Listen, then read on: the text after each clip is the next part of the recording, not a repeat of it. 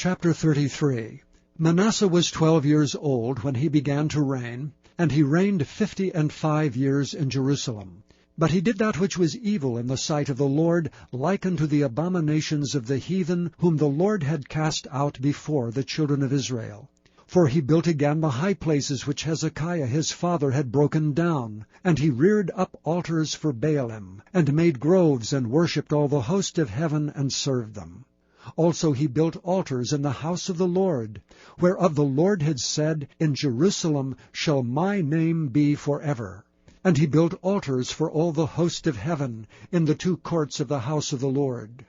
And he caused his children to pass through the fire in the valley of the son of Hinnom. Also he observed times, and used enchantments, and used witchcraft, and dealt with the familiar spirit and with wizards. He wrought much evil in the sight of the Lord, to provoke him to anger.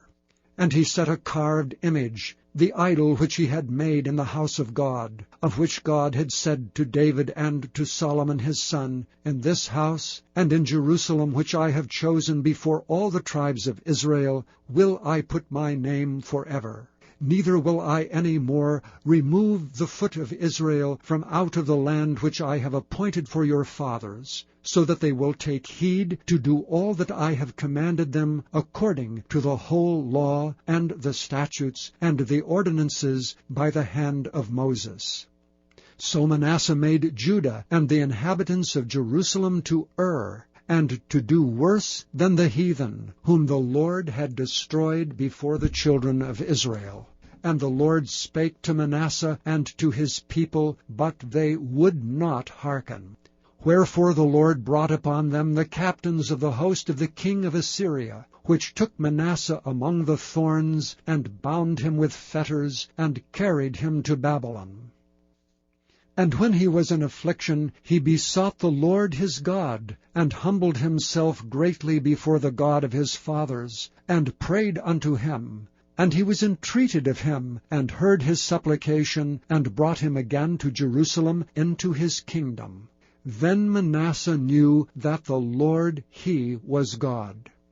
Now after this he built a wall without the city of David, on the west side of Gihon, in the valley even to the entering in at the fish gate, and compassed about Ophel, and raised it up a very great height, and put captains of war in all the fenced cities of Judah.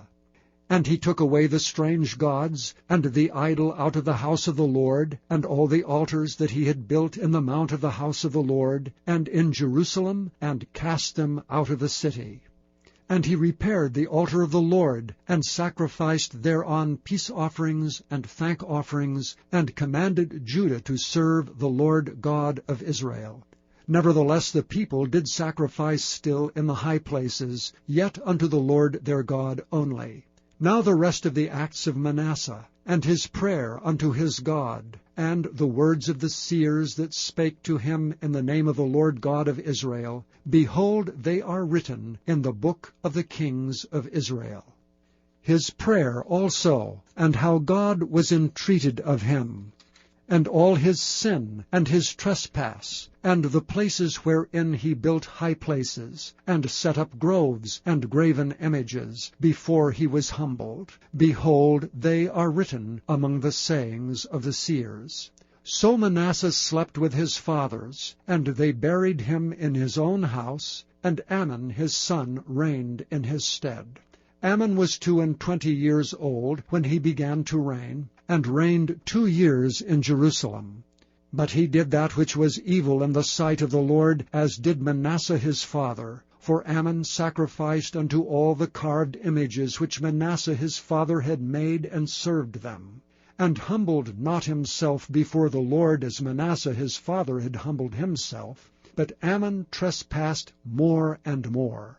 And his servants conspired against him, and slew him in his own house. But the people of the land slew all them that had conspired against King Ammon, and the people of the land made Josiah his son king in his stead.